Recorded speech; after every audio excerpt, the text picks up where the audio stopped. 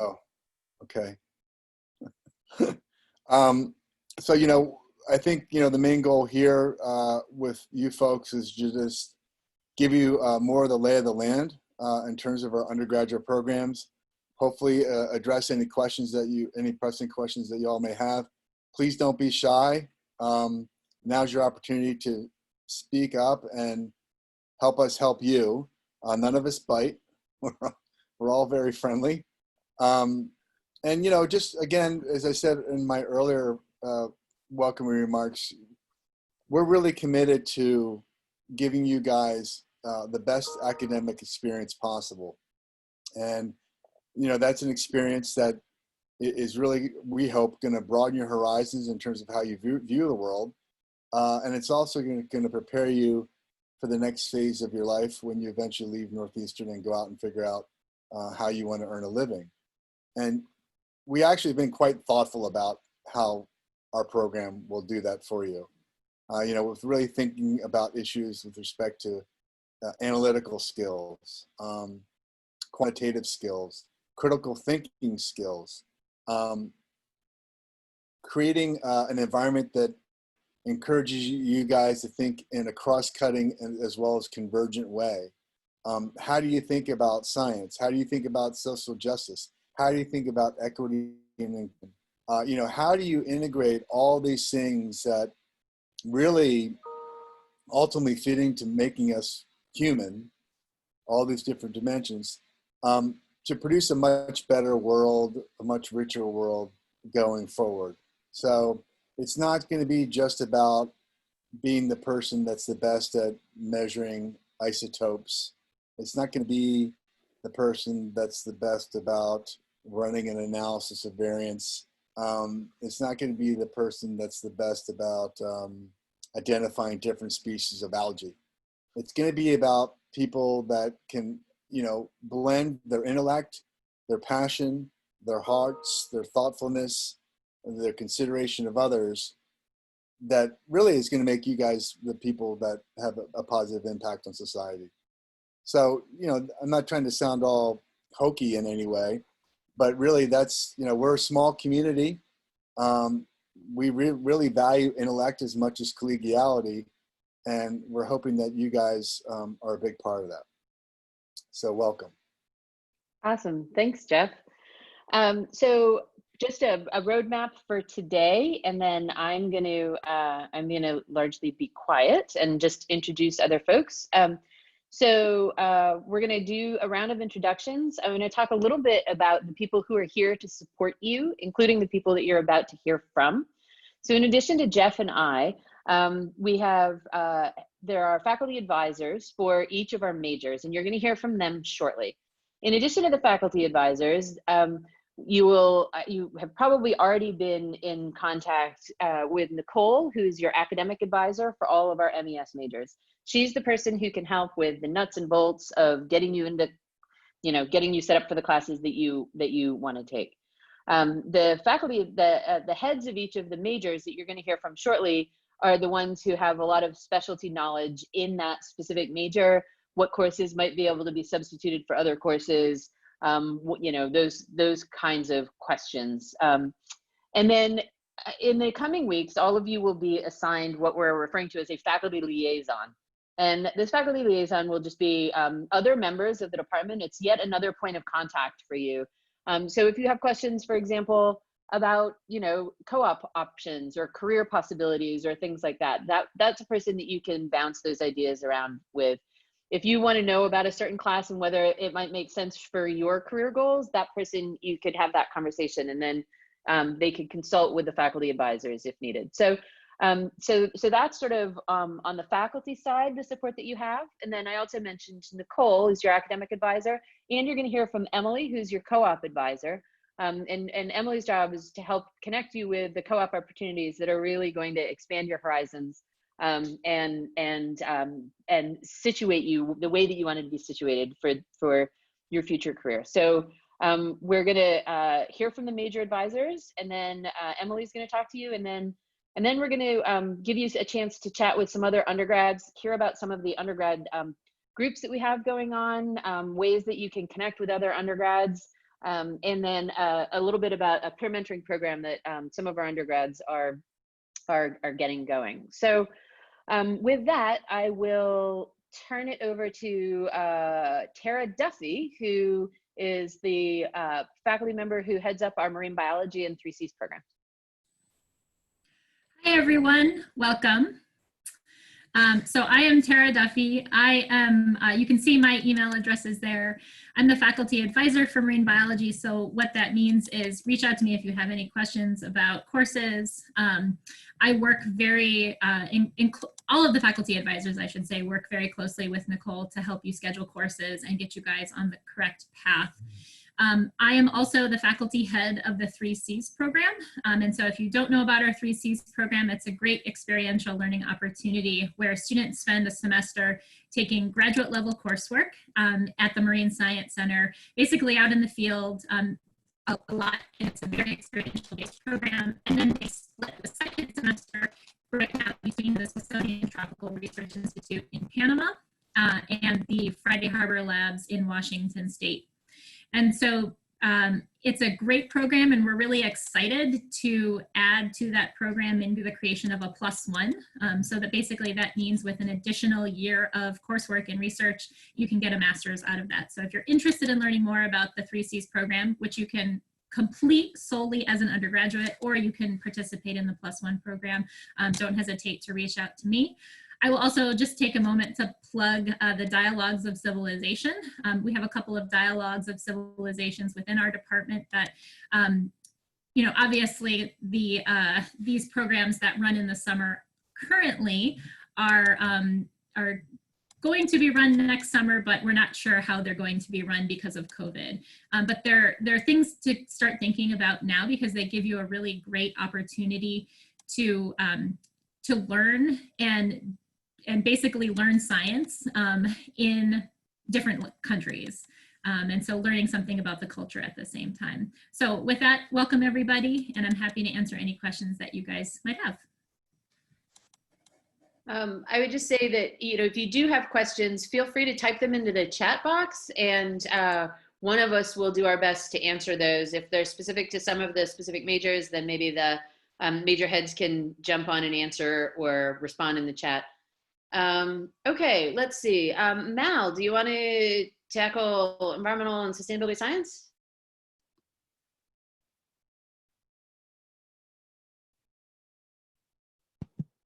If you highlight your picture, Mal. Come on, let's do this. Yeah, tomorrow we teach with Zoom. This is going to be fun.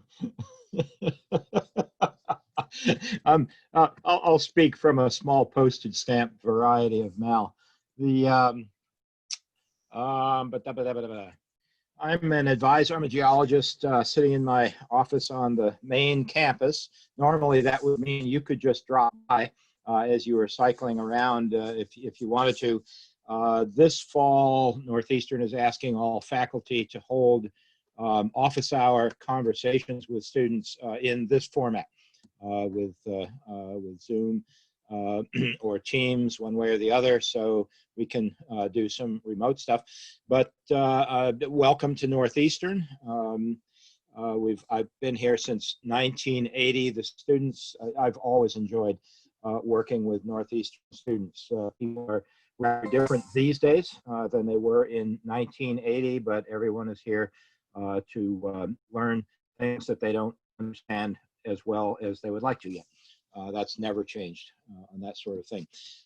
Some aspects of life at Northeastern. I don't know if you can see this shell or not, but this was brought back to me from one of our students 2 or 3 years ago who worked through our program and got to the point where she had enough ecology courses that she signed on with a Japanese researcher who had a project running in Okinawa.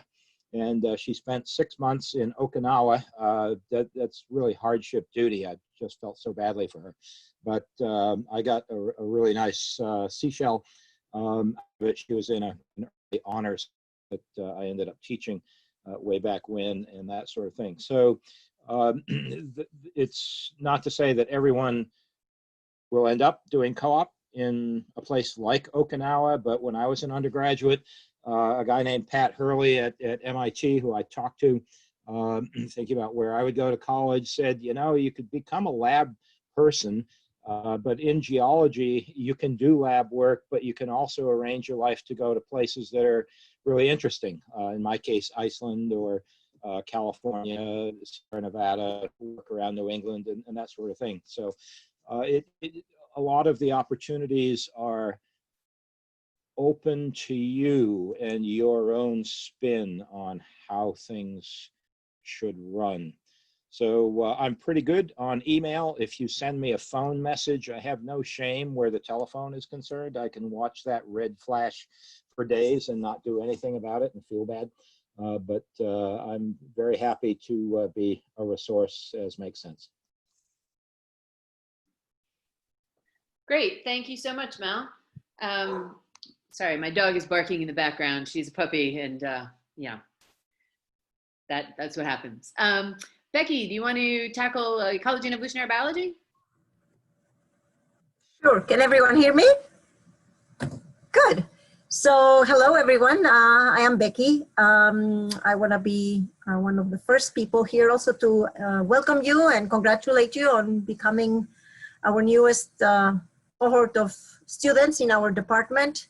You're lucky in that you are arriving to a department that is vibrant, young and exciting, and full of good ideas to promote your success in the future. So I'm taking this opportunity to really tell you, you should take advantage of the fact that you're here. You should take advantage of the fact that this university is very much into experiential education. There's a million ways in which you can get involved for experiential education. You can get to do research in our labs. It is very easy to get involved in a lab. You don't have to wait until you're a senior or a junior to actually get involved in research in a lab. So there's different ways that you can be a volunteer. You can take research for credit, and actually instead of taking, I don't know, basket weaving in the 13th century, you may want to spend the time in doing research under a particular faculty that you like and actually get credit for it. So there's different ways of doing it. I am advising the ecology and evolutionary biology students. So by all means, I am looking very much forward to talking to you in person. But if any of you have any questions, I'm always available. I have added my email on the chat so that it's there in case you need me. I also wanted to let you know that even though my background is a marine topic and subject, I'm actually not a marine person. I am a terrestrial ecologist and I work with social insects. So my work is more on the area of ecological immunology and how pathogens and parasites may influence the evolution of social behavior. So I work with termites and with ants. And if you guys ever want to come and visit my termites, I have some termites in the lab. And in my house, actually, too. I bring termites to the house. People don't like termites in their house, but I actually bring them into my home. So by all means, especially now with COVID, I took them all the summer and I was checking my babies while I was at home. So I also wanted to let you know I'm on campus. So I'm one of the few members of the Marine Science Center that may be here all the time. Now with COVID is a different story, but my office is in Mugar, so you're welcome to show up here maybe, or contact me and I'll get back to you. I'm very good at email, so contact me and I'll get back to you. The last thing I wanted to say is that I am also organizing a Dialogue of Civilization. It has been approved, and this is a perfect place for me to actually showcase it. I'm gonna be taking students to the desert in Israel. There's a desert there that's called the Arava Desert in the middle of literally nowhere. And I intend to teach a course there on desert ecology. And there's another course that someone there will teach as well on sustainable and renewable energy. So hopefully you're interested in spending some time in the desert, and I'll be happy to take any of you. You don't have to be ecology and evolutionary biology. You can be a marine biologist and still be there in the desert. So I'm looking forward to meeting again all of you, and feel free to contact us. Take advantage of the fact that the faculty really wants to get to know you in person. So this is a good place to be, and again, we're happy you're with us. Great, thanks very much, Becky. And representing environmental studies, we have Brian Helmuth. Brian, are you there somewhere? I am here. There you go. So hey everybody, I'm Brian Helmuth.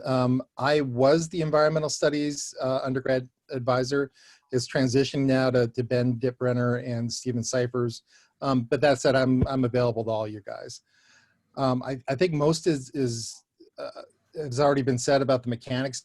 One question we get a lot is kind of where people's interests fall on this overlapping Venn diagram of majors we have. And so in between kind of environmental studies and environmental sustainability science, it's really kind of where you see yourself in your career. Environmental studies, and I think many of you already are joint majors of other programs, really is for people who kind of see themselves being fluent in the science, but mostly doing things policy, versus the other side where you see yourself doing things more like field research in the science side.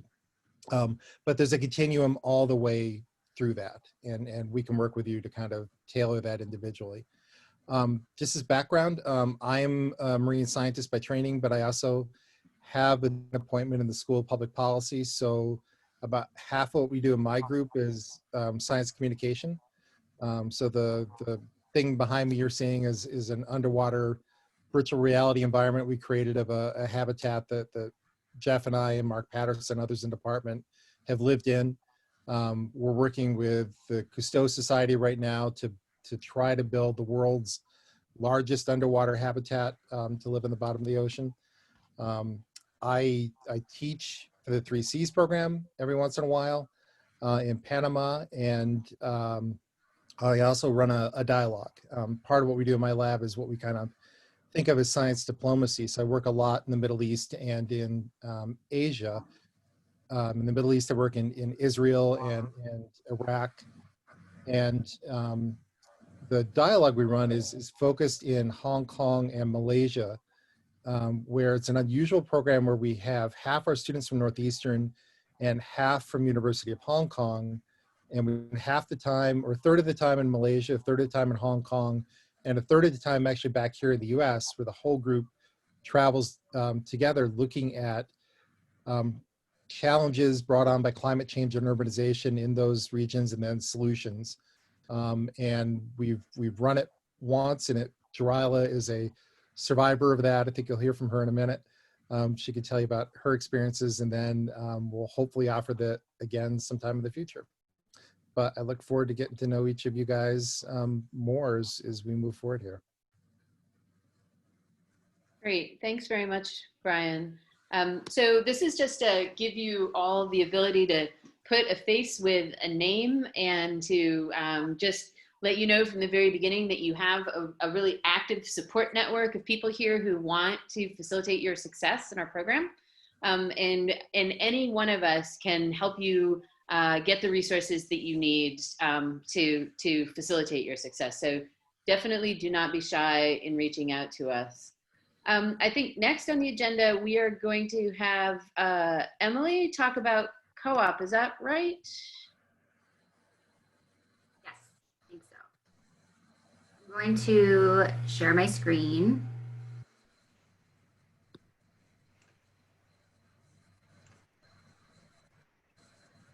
Can everyone see my screen? Okay. All right, so first of all, hi everyone, and welcome to Northeastern, and welcome to the MES program. So as Jen mentioned, I'm the co-op advisor for the program, and I'm going to give you a little sneak peek into the co-op program at Northeastern. So I'm joined today by Grace Pacelli, who is an ecology and evolutionary biology student.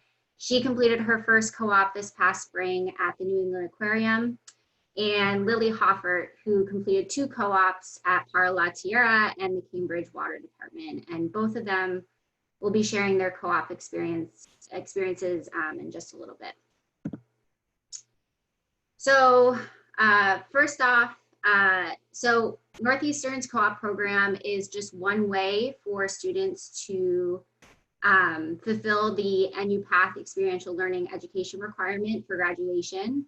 So it allows you as a student to alternate periods of academic study with periods of 4 to 6 months of full-time employment in an industry related to your major or your professional interests. So students who intend to go on co-op, you're assigned either a pattern to go on in the fall, which is July to December, or in the spring, which is January to June. And although co-op is optional, it's highly recommended. And about 90% of our undergraduate students choose to participate in co-op. And this is because it provides great hands-on experience and the unique opportunity to gain real-world skills as a full-time employee of a company or organization of your choice. So both through the co-op process and by working full-time, you as a student are able to learn about different career options. And it's also a great way to explore your likes and your dislikes before graduating and looking for full-time opportunities. And it also allows you to build relationships with different industry professionals and develop your career network, and a great way for you to refine and enhance both your professional and academic goals as a student. So during your undergraduate experience, you can complete up to 3 co-ops, which is gaining up to 18 months of professional experience. So each student is assigned a co-op advisor based on your major. And your co-op advisor helps you prepare for co-op by preparing a professional resume, interview practice through mock interviews, and establishing your co-op goals as you search for co-op. So students have the opportunity to apply and work for world-renowned companies and institutions, which allows you as a student to be even more competitive when you go to look for full-time and grad school opportunities. At Northeastern, 93% of our grads are employed full-time or enrolled in grad school within 9 months of graduation, which is awesome. 50% of our students receive a full-time job offer from their co-op employer, and 89% of grads are doing full-time work in a field related to their major, which is pretty impressive. Northeastern's co-op program has grown into one of the largest and most successful in the world. We partner with more than 3,100 employers across the US. And it's not just the US, we have employers available in 136 countries around the world. And we have employers on every continent, including Antarctica. So students in the MES program have experience co-oping at private companies, nonprofit companies. There's some examples of College of Science employers on the slides. But specific to MES, we have students who work at New England Wildlife Center, Environmental Defense Fund, Indigo Agriculture, Woods Hole Oceanographic Institution, and New England Aquarium. And then we also have students who work for government and state agencies, such as the City of Boston, Massachusetts Clean Energy Center, the Mass DOT, the Boston Water and Sewer Commission. And of course, there's also opportunities for students to work with faculty and staff, either at the Marine Science Center or on campus in a lab. And then I'll just add too that students also have the opportunity to self-develop their own co-op position in their field or study of interest. So that's also an option for you. So I know many of you are probably eager to know how you can get started with the co-op process. So as an undergraduate student, you're eligible to start co-op after 3 full academic semesters. And also after you have met with your academic advisor and been assigned a pattern of attendance. So as I mentioned, you must alternate between periods of academic study and of co-op. So you can't do 2 back-to-back co-op terms. You either are assigned the fall cycle or the spring cycle. In the semester before your first co-op, you'll meet with your co-op advisor, which is most likely going to be me. And you'll also complete a 1 credit professional development for co-op course. So this course is super important. You'll learn all the important necessary skills about job searching, how to write a resume. We'll do mock interviews. You'll learn how to develop your networking skills, write cover letters, learn about professional behaviors, and you must pass this class to go on co-op. And just to add, at the end of co-op, you're also required to submit a post-co-op reflection assignment. Some other just important logistics. So you will receive a grade for co-op. It's notated on your transcript as either an S for satisfactory or a U for unsatisfactory. And a common question that we get is whether you are still a full-time student while you're on co-op, and the answer is yes. So you maintain your full-time student status while on co-op. You do not have to pay tuition if you're not taking any classes. And you have to graduate during an academic semester, not while you're on co-op.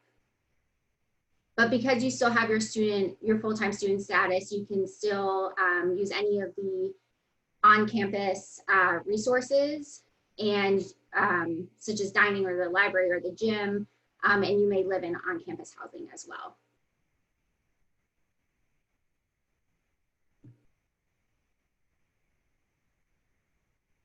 And just a quick slide about the values, ethics, and professionalism in the sciences. So this is a 4-credit online course. This is one way that you can fulfill your ethical reasoning requirement. This is a really great class to take either while you are on co-op or the semester after your first co-op. And if you have any questions about this, I'm happy to share more information. So I'm going to turn it over to Grace Pacelli, and she's going to share about her most recent co-op experience at New England Aquarium. Hi, everybody. So my first co-op was this spring, so starting in January, and I was a penguin aquarist at the New England Aquarium. So as you can see in the 2 pictures, we took care of 2 species of penguins, African penguins and southern rockhopper penguins. And my day-to-day responsibilities included a lot of cleaning. We cleaned the penguin islands where they lived. We cleaned the exhibit area, so the walls, the floor of the area. And we also cleaned the office that we prepped food in. And then another main responsibility was feeding the penguins twice a day. So we would have to retrieve the food, thaw it, and then do quality checks for it every morning. And I also had to coordinate volunteers. Our volunteers ranged from about, I want to say 2 to 6 or 7 during a week. So there was a lot of coordination for creating a daily schedule, like assigning tasks towards people.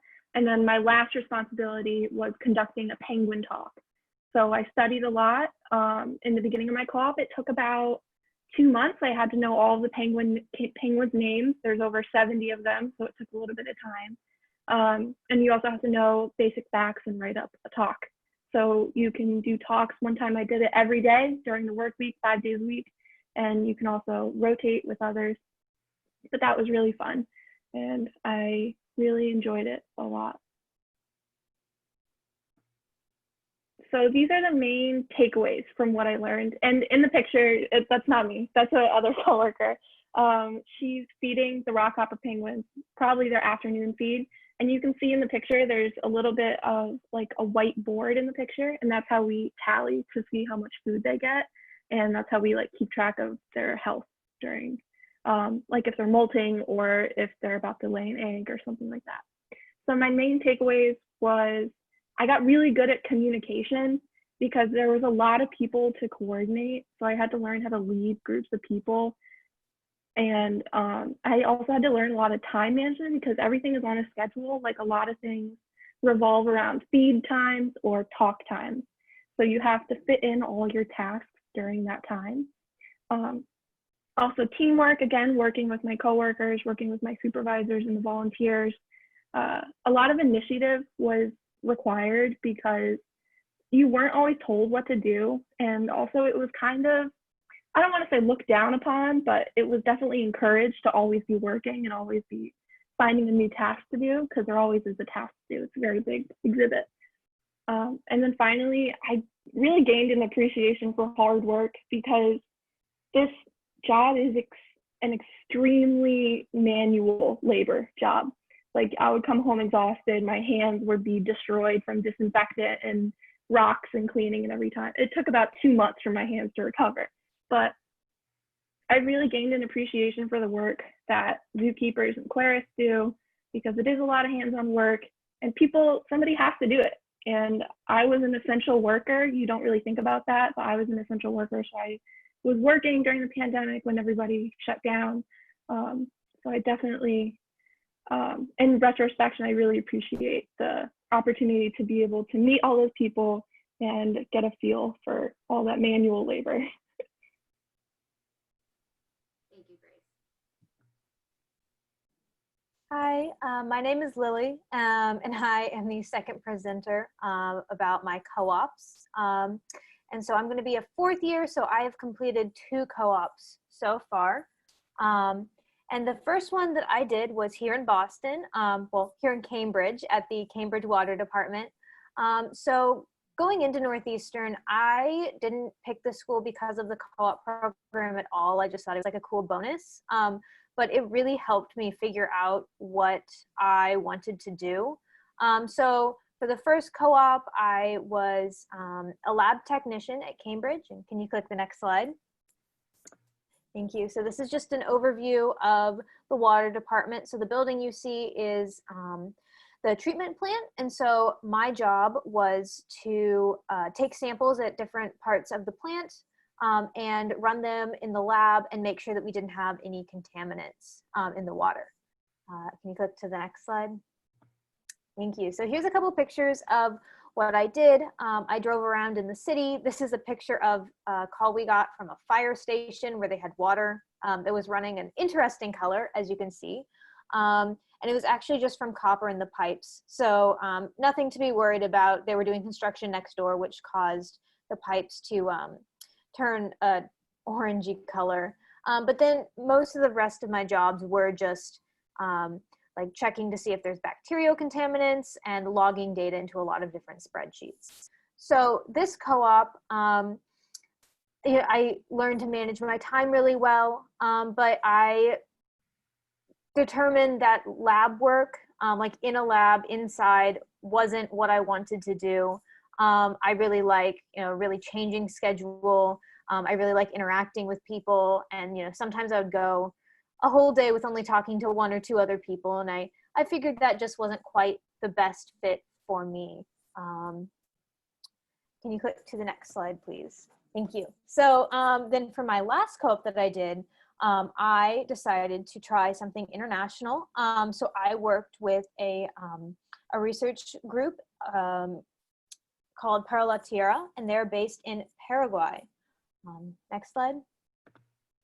So I studied the apple snail, which is an invasive species about everywhere else in the world, but it is native to Paraguay, and it is a aquatic snail, and you can see here that it can be absolutely massive. Next slide, please. Thank you. So my project was really self-run. I applied to this organization. I'm like, I'd really like to come and join you. And they're like, great, you need a research topic. I'm like, oh, well, that's that's exciting. I hadn't even thought of that. So I worked with one of the supervisors and we came up with my snail project. So you can see the pink eggs down in this corner. I would walk through the marshes every morning looking for eggs. And then when I found them, I would use a transect square and measure a bunch of different variables about the eggs. So how high up were they positioned on the plant? How long was the clutch of eggs? How deep was the water where the plant was located? And then I collected all my data. And right now I'm working on writing a paper about my findings. I did not expect to go abroad for one of my co-ops. I didn't know if that would really work with the environmental science track, but I found that it worked out really, really well. And I discovered that I really, really enjoyed field work. I liked collecting data. I liked, building my own schedule, being outside. And so now I'm really thinking seriously about grad school and doing something kind of in this vein.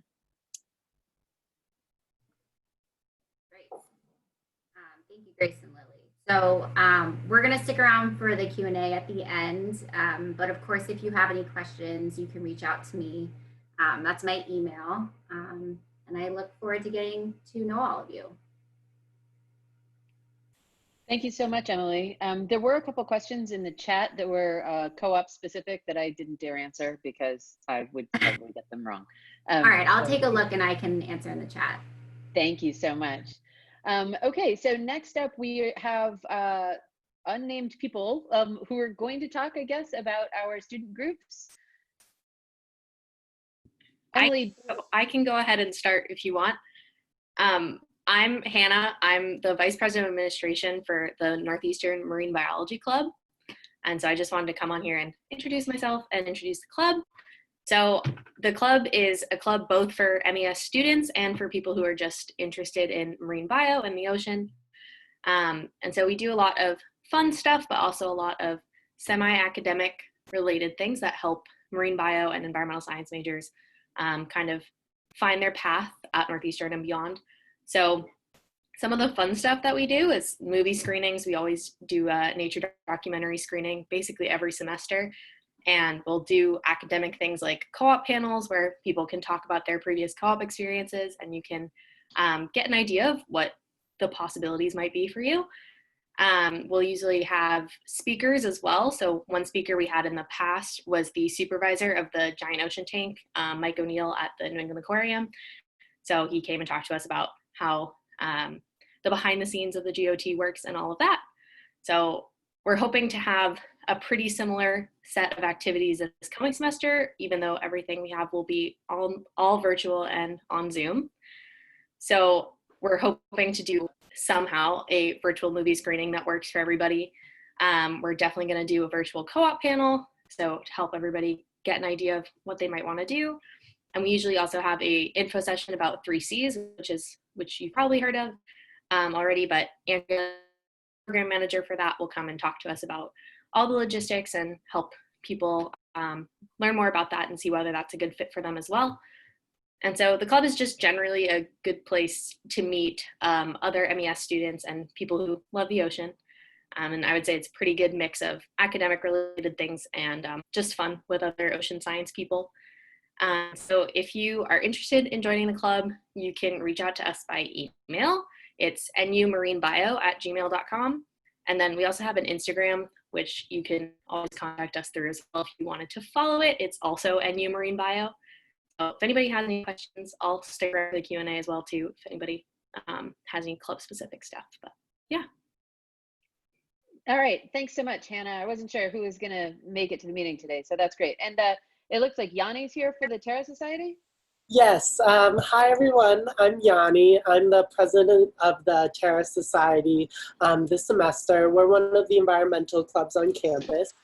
We do kind of similar to Marine Bio, a bunch of different stuff throughout the semester. We have weekly meetings, Monday at 7 p.m., where we'll host professors come and talk about their research. We'll play environmentally themed games, watch documentaries. We also have co-op panels. It's a really kind of useful way to meet other kids in the environmental field. We also have plenty of other students that who are in different fields but have environmental interests. We also usually do weekend trips to different places in the surrounding area. In the spring, we usually go to a local wolf sanctuary up in Ipswich. We'll go hiking. We'll go Harvard Natural History Museum. So we do a bunch of different things. Of course, this semester, it's going to be a little different. So our Monday meetings will be all online via Zoom. And then we're also working with the Center for Student Involvement, and hopefully we'll be able to do some weekend trips that are going to be close to campus and follow the guidelines. So I've really enjoyed being a part of this club. I'm a 4th year now, and I've been a part of it since my freshman year, and it really helps me meet a lot of other fellow students that have the same interests as me. It's a really great way to kind of build a community. So if you're interested, every week we meet Mondays at 7 p.m. Our first meeting will be this upcoming Monday, September 14th. And it's really a come when you're interested type of club, so there's no commitment at all. I'm gonna throw in the chat our newsletter sign up, and that will give you, we send it out every week, what the meeting's going to be and any other information about the club. Also, feel free to reach out to us, terrasociety@gmail.com, or follow us on the Instagram at Terra Society. But I hope you guys check us out. We have a really fun meeting planned for this upcoming Monday. It's a really cool club to learn more about different environmental issues, the environmental things that happen around Boston, and meet other students interested in these themes. So I hope to see you guys there. I'll throw that information in the chat. Great. Thanks. Yeah, Yanni and Hannah both, if you could just type like the Instagram handles and info in the chat so everybody has a way to reach out to you guys, that would be fantastic. Okay, and I think next up we have 2 of our undergrads who have really taken the lead on spearheading a mentorship program. Jarilla and Allison, are you guys both on the call? Yep, we're here. Awesome. Okay, so I'll start off. My name is Jarilla. I'm a 3rd-year marine bio major, and I went on Brian's Hong Kong and Malaysia dialogue, and if you have the chance, I highly recommend you apply. Hi, I'm Allison. 1 second. I am a 5th-year marine biology major, and I did undergraduate 3Cs. So a little background. So the Marine and Environmental Science Peer Mentoring Program, or MESPM for short, aims to pair upperclassmen with newer students, including transfers, to build community within our department and form lasting connections that will benefit everyone in their college career and beyond. So it's our hope that by pairing students within the department, we'll encourage the sharing of resources, opportunities, and academic help that is much needed to navigate through college life. And in the long term, we're looking to create a network of Northeastern MES alumni, graduate students, and undergraduates that can help each other out when needed. So right now, I just want to highlight that we're living through really interesting times where activism and community cooperation are becoming crucial for creating a better future. So saying that, don't be afraid to leverage your voice and connect with other students. And every one of you is going to have a unique story to tell, and we hope that all of you will share your experiences with your fellow MES students as mentees and future mentors. Currently, the program is structured so that we create small groups with 1 or 2 mentees and 1 or 2 mentors. At the beginning of the semester, we take a survey of participants' interests, career goals, etc., and pair them with other students that have similar interests. Mentors and mentees check in with each other approximately every other week, and mentors provide guidance on navigating co-ops, classes, extracurriculars, and other aspects of life at Northeastern. We provide training for our mentors and provide students in the program with information about relevant events and resources throughout the semester. We're also building connections with our graduate students in the department to provide advice on post-undergraduate paths, whether that's graduate school or the start of a career. So our program is currently underway with our pilot group of mentees and mentors. So we're not currently accepting new mentees and mentors for this fall, but keep an eye out for applications that may be opening in the spring. please consider joining as a mentee or mentor in the future. And if you have any questions about the program, feel free to reach out to us. We can drop our contact info in the chat. Also, if you have any specific questions about like the undergraduate experience at Northeastern but are not currently part of the peer mentoring program, you can still reach out to us and we'll either answer your question or put you in contact with someone that can. So like if anyone has any questions, you can stick them in the chat now and we'll do our best to answer those. Okay. Any other comments you guys want to make about the peer mentoring program? I'll just talk a little about why we started the program. For me personally, I know that when I was in everyone's shoes, just coming into Northeastern, I was really nervous to reach out to people, and because of that, I ended up having a very difficult time my first year. I didn't really know a lot of people in the MES department, and that made me kind of question whether I wanted to stay in marine biology or in environmental sciences in general. And in my second year, I was able to meet more people in the department by going on dialogues, going to clubs, and just doing really great research with different faculty in the department. That really opened me up to the possibilities of what I can do with my degree. So basically, I was motivated to start this program with Allison because I had a difficult time my first year. And for everyone who's starting off at Northeastern, if I give you like a piece of advice, it's just really connect with your fellow students, really share your experiences and share your goals in life. You're gonna be really surprised by how many people share those same interests and how far you guys can go just by opening a dialogue with everybody in your department. Yeah.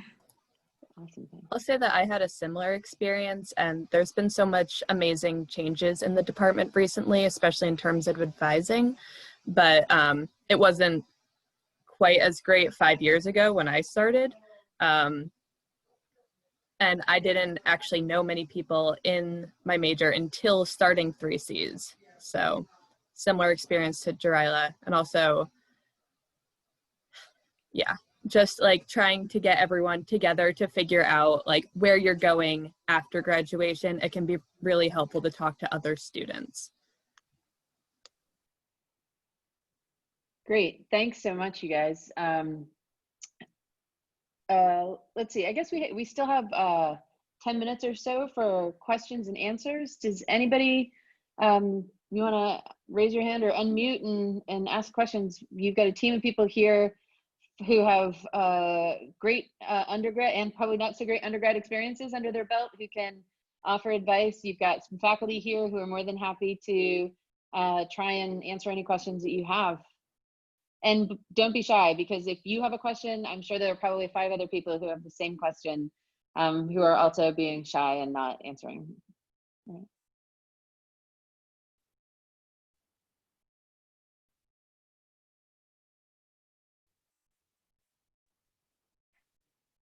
One of the questions that was asked in the chat, Jen, is for the peer mentoring. In the spring, will everyone get a mass email with information on how to get involved?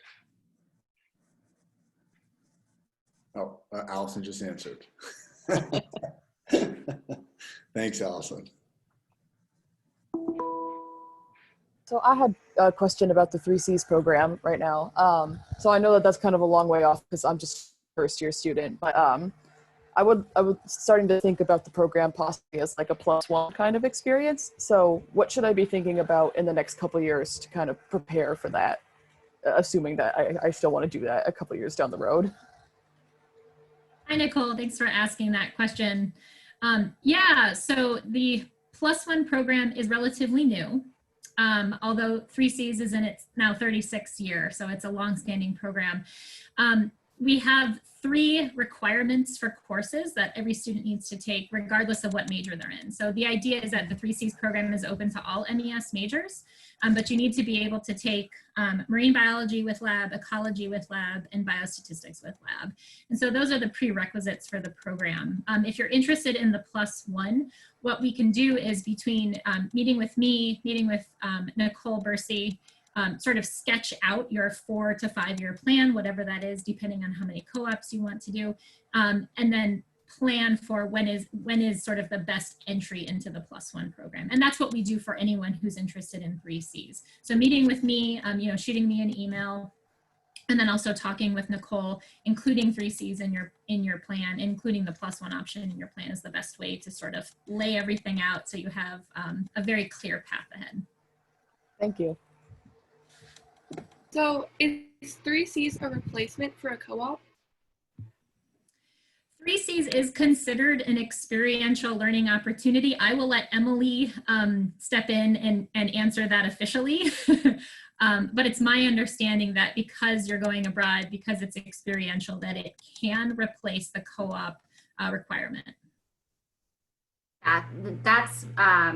It won't be counted as a co-op, so you won't receive a notation on your transcript for a co-op, but it does fulfill the NU Path experiential learning credit.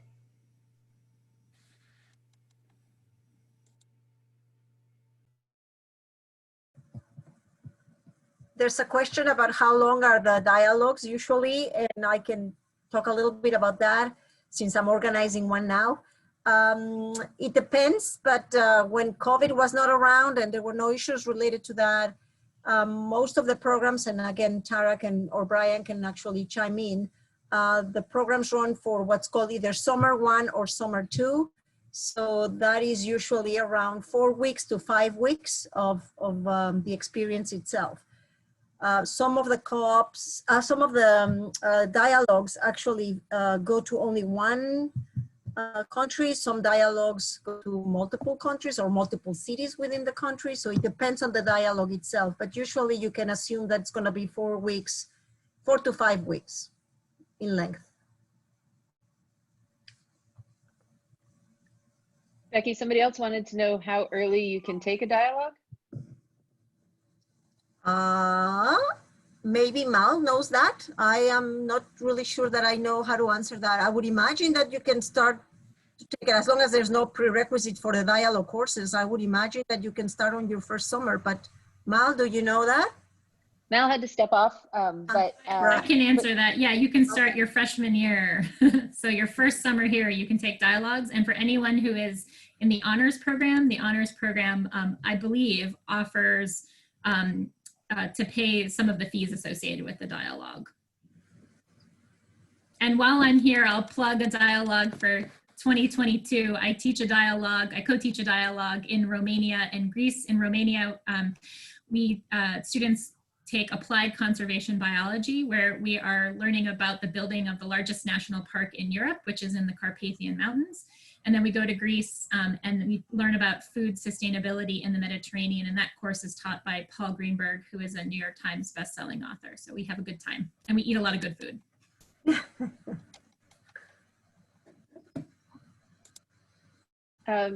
Tara mentioned the +1 in marine biology, and it occurred to me that you all may not be aware of the +1 programs, or maybe you are, but just to expand on that a little bit, as Tara described for marine biology, you can opt into a program, assuming that your GPA is where it needs to be, where you get an accelerated master's degree, basically. I think that's the formal name of the program. So you do an additional year in most cases, and some of the courses that you take as a last semester undergrad count towards your master's degree, so you can shorten the amount of time that it takes you to get a master's degree.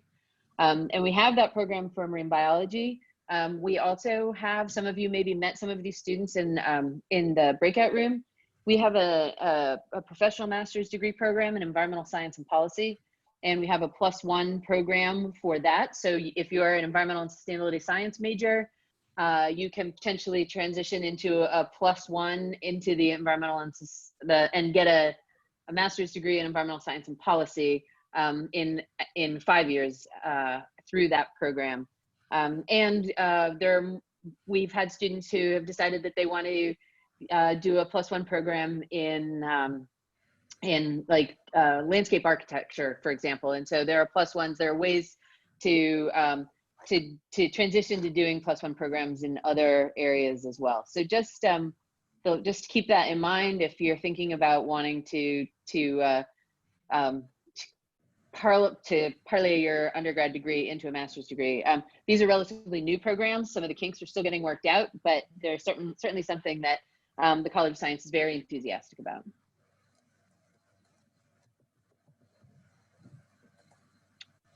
Somebody asked about if you take your bachelor's in 5 years, could you still do the +1? Yeah, I mean, I'm assuming that you mean if you do three full co-ops. And I think that you would have to work with your academic advisor to plan out the timing on that. You may not be able to actually complete the master's within the full 5 years, but you can certainly get closer than if you don't do the +1 and need to start anew somewhere else.